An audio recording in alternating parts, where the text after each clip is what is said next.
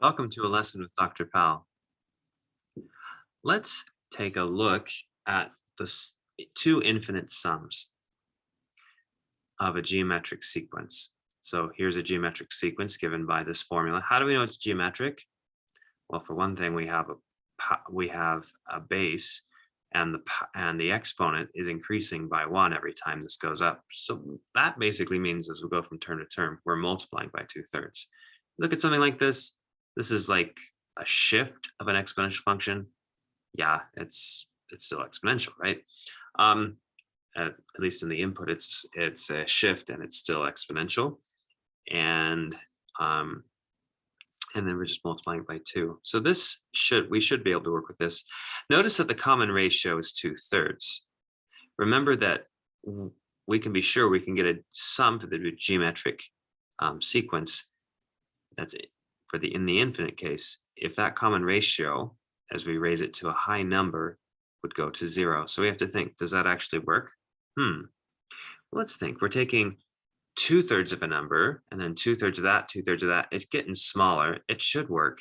In fact, even if you thought about the graph of this thing, 2/3 to the n, let's think about the graph. As you go this way, you're taking 2/3 every time you go over 1, 2/3, 2/3. And you remember that an exponential always has an asymptote, horizontal asymptote here of y equals 0. So yes, it looks like it does. So 2/3. So if the graph is like this, if it's exponential decay, we know for sure that this guy goes to 0. And if that guy goes to 0, yeah, we'll probably be able to get an infinite geometric sum out of this. So let's see. We need to take our first term. Remember, we take our first term that we're adding, and that happens at position 4. So we plug in 4, and we see our first term is 2 times 2/3 to the 4 minus 1. This is the first term that we're adding.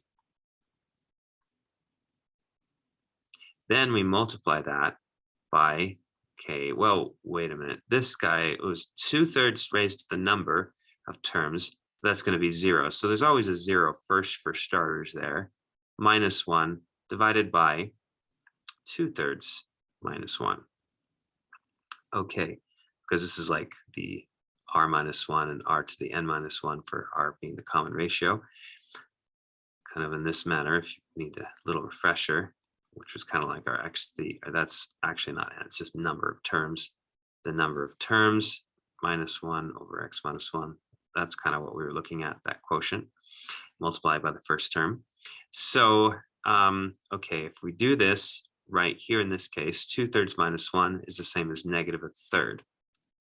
So it's like we have -1 over negative a third. This right here is the same as 3. It's just the reciprocal of 1/3 or 1 over a third. Or how many thirds are there in 1? How many thirds in a whole? There's 3. Whatever way you look at it, this part of the expression right here is equal to 3.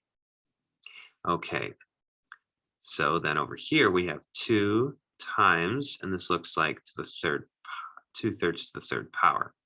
So let's think about that. 2 times, and I'm going to write 2/3 to the third power as 2 cubed over 3 cubed, and that's multiplied by 3, which came from here. Okay, now I'm actually going to think of it like this and do a little cancellation. So 3 to the first, and this become a 2, just kind of thinking about reducing the fraction a little bit. So 3, and we have 3's multiplied. So we have 3 squared on the bottom. And now I'll work it out. Let's see. On the top, that's 2 times 2 cubed, which is 16 over 9.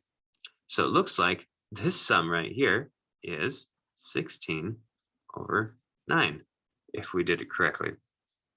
Okay, let's take a look at the next one and see if it might be possible.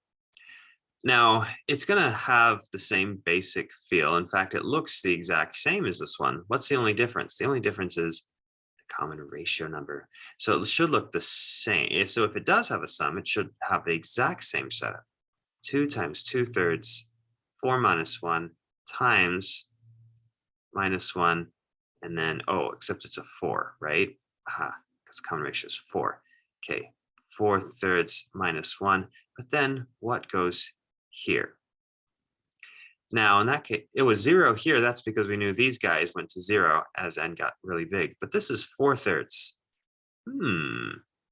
So it's an extra third past 1. So that's like 133%. So it's like you're taking 133% of a number every time you go over 1, or you're multiplying by 4/3. Now, for the exponential, as you multiply by 4/3 every time, you're going to be getting bigger. In fact, it looks like this. Ugh. So as we go this way, looks like you're not going down to the asymptote of 0. That looks like that happens back the other way instead of forward. So it looks like 4/3 to the n doesn't go to 0 as n goes to infinity. In fact, it goes infinite. So it's kind of like infinite. That doesn't look good for a sum, does it? It's exactly what we'd expect. If you add up an infinite number of things, it's way too big. It's pretty infinite. In fact, in this case, it will be because of that. So we say this is not defined.